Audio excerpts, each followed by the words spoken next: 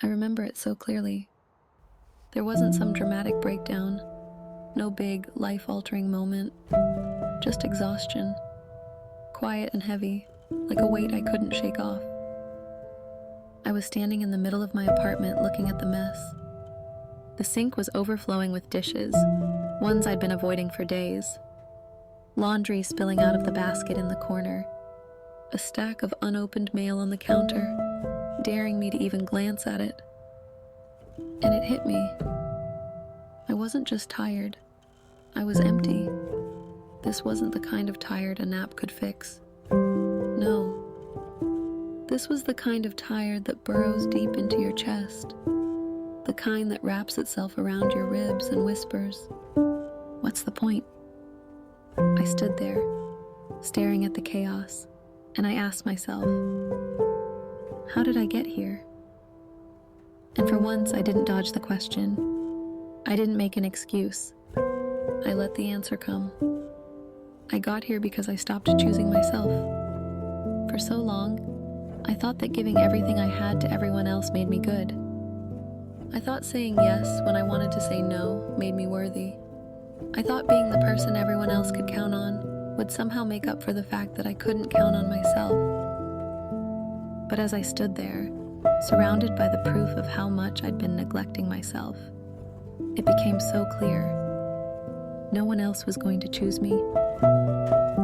If I didn't start caring about myself, really caring, then who would? If I didn't start saying, I matter, then why would anything change? That's when I made the decision. It wasn't loud or bold or life-changing.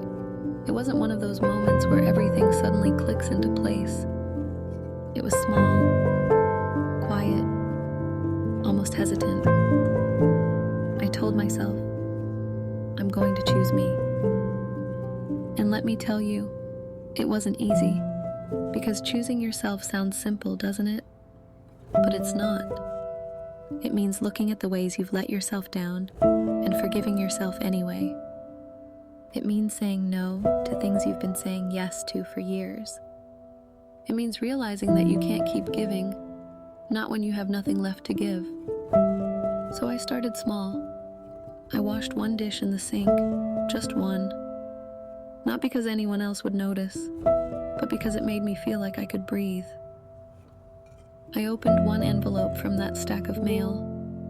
It didn't fix my problems, but it made the mountain feel a little less impossible.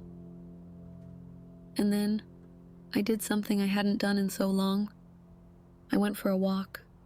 No distractions, no plans.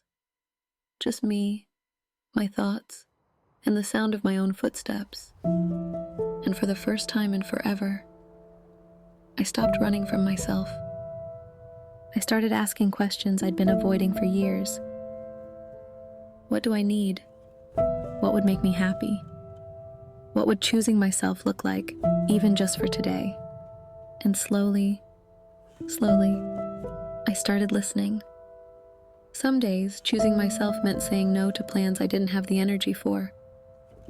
Other days, it meant giving myself permission to rest without feeling guilty.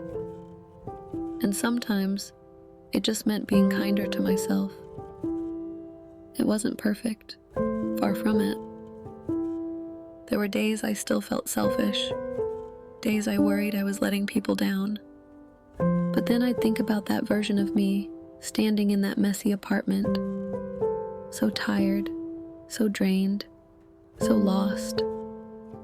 And I'd remind myself, choosing yourself isn't selfish. It's necessary.